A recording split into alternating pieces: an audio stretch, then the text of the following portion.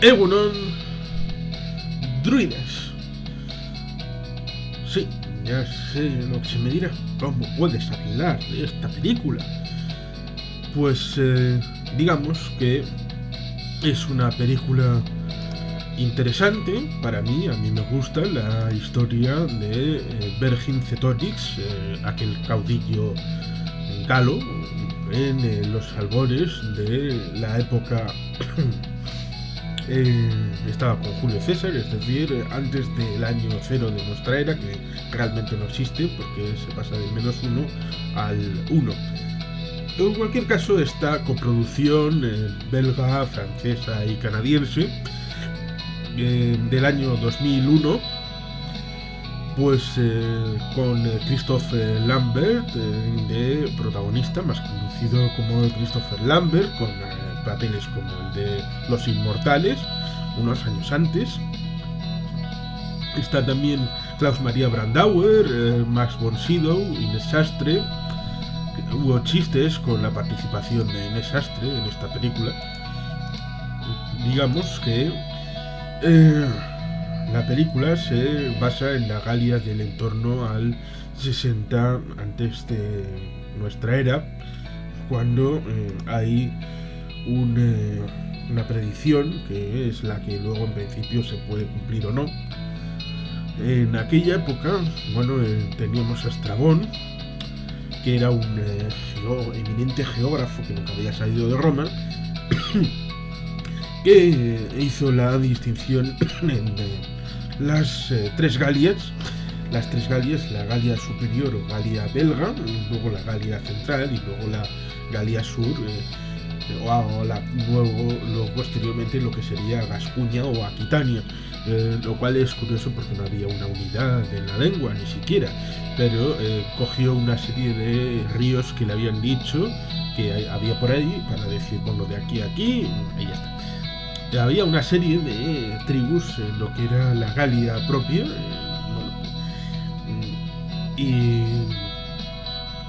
había una monarquía electiva, que luego pues otros lo asumirían, como por ejemplo los visigodos, y cada año pues se iba eligiendo, por lo menos en algunas épocas. Luego se podía evaluar de buena manera. Bueno, no vamos a entrar en la forma de elección de los galos, del rey de los galos. El asunto está en aquí,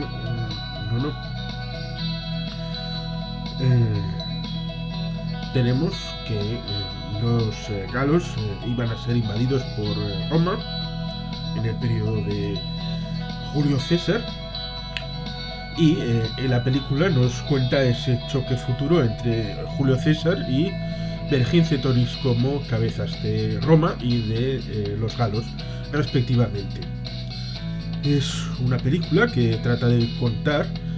todo lo que sucedió a la hora de la conquista y la defensa, respectivamente, y al final la propia es interesante para mí porque muestra la propia división y debilidad en el campo de los galos a la hora de afrontar una conquista desde el exterior, porque al fin y al cabo lo más importante a la hora de afrontar una agresión exterior es la propia unidad. Si no hay unidad y hay una descomposición interna, entonces el enemigo tiene muchas posibilidades de triunfar. ¿Qué es lo que pasó, por ejemplo, ahora que llega el año 2021, el quinto aniversario del 1521 y la conquista por parte de Cortés, Hernán, de la zona de los mexicas, de los aztecas y todo aquello? Si no hubiera habido una descomposición interna y una imposición de unos sobre otros, tratando de humillar y de posesionar y de aplastar acerca de una serie de tribus sobre otras, no habría habido esa debilidad en la que Hernán Cortés acabó aliándose con unos para acabar entrando en Tenochtitlán. Pero el asunto no es ese, no es el de Hernán Cortés, sino el de Vercingetorix, que tuvo su ración en el final sitio de Alesía. Al final acabaron cercándose en una ciudad importante, la de Alesia, que estaba fortificada, con lo cual podían resistir si llegaba el invierno, y las tropas pues nunca combatían en invierno. Era un periodo en el que por circunstancias de la temporalidad no había guerra y había campaña solamente en primavera y verano, y a veces un poco en otoño, pero bueno, pues cuando ya las nieves imposibilitaban el camino y no había posibilidad de tránsito, y los combates cesaban, y por eso se llamaban los cuarteles de invierno. Y la idea era aguantar hasta que en la siguiente temporada de batallas los aliados de Vercingetorix pudieran hacer piña y hacer una nueva coalición para poder vencer a los romanos, o por lo menos llegar a un entente y a un acuerdo en los que la independencia de los galos fuera garantizada. Pues llegó el momento y hubo una circunstancia un tanto excepcional en la que Vercingetorix tenía una idea de un doble choque en el que los sitiados tuvieran un momento en el que pudieran salir y combatir con los romanos, en tanto en cuanto coordinados con un grupo que viniera desde fuera para ayudarles, con lo cual los romanos estuvieran entre dos frentes y tuvieran la posibilidad de vencer al estar copados, pasar de estar sitiados a estar copados por dos frentes, con lo cual las posiciones se invertían. El asunto está en el que cuando llegaron los aliados, en vez de esperar a una cierta comunicación que había en cierta manera entre el interior de Alesia y las tropas que habían llegado, pues lo primero que hicieron nada más llegar fue, bueno, a este Vercingetorix será nuestro rey, pero está un poco ahí, tiene unas ideas un poco raras, así que vamos a entrar directamente a la acción sin esperar a lo que hagan los de dentro. Y claro, es que el señor César, pues luego se auto-homenajearía en aquel libro de comentarios a propósito de las guerras en las Galias, uno de los primeros libros así de crónica, con permiso de Herodoto, en los que, bueno, evidentemente habla en tercera persona, porque César hizo esto, César hizo aquello. Es un poco autoglorificador y tenemos incluso cómo hacían los puentes, cómo hacían las infraestructuras, lo cual hace que sea un libro interesante. Y explica cómo tuvo la idea de, bueno, hacemos un cerco alrededor de Alesia, pero vamos a hacer un cerco también alrededor de nosotros, con lo cual hay dos murallas, y los romanos estaban dentro, con lo cual cuando llegaron los nuevos sitiadores a los romanos, pues había unas barreras en las que podían entrar. Al principio no entendieron bien por qué vamos a hacer unas barreras alrededor, pero César tenía la idea esa de que podía pasar lo que Vercingetorix tenía en mente, de poder hacer doble frente desde fuera y desde dentro. Y claro, como no fueron coordinados entre algunos, llamémoslos príncipes de los galos con Vercingetorix, porque había sus disensiones y sus más y sus menos, como en parte se ve en la película, pues acabaron derrotados, y Vercingetorix en aquel famoso momento en el que acaba saliendo de Alesia y acaba ofreciendo su espada a un César que le desdeña porque como ya ha ganado, pues da igual, no importa. Así pues, tenemos esta Druidas, como digo, con Christophe Lambert y con otros, con el señor Klaus Maria Van Dauer, como Julio César, Max von Sydow, Inés Astre y otros, en lo que acabó siendo la película con un fracaso comercial y crítico espectacular. Costó 15 millones de dólares y nunca se estrenó ampliamente fuera de Francia.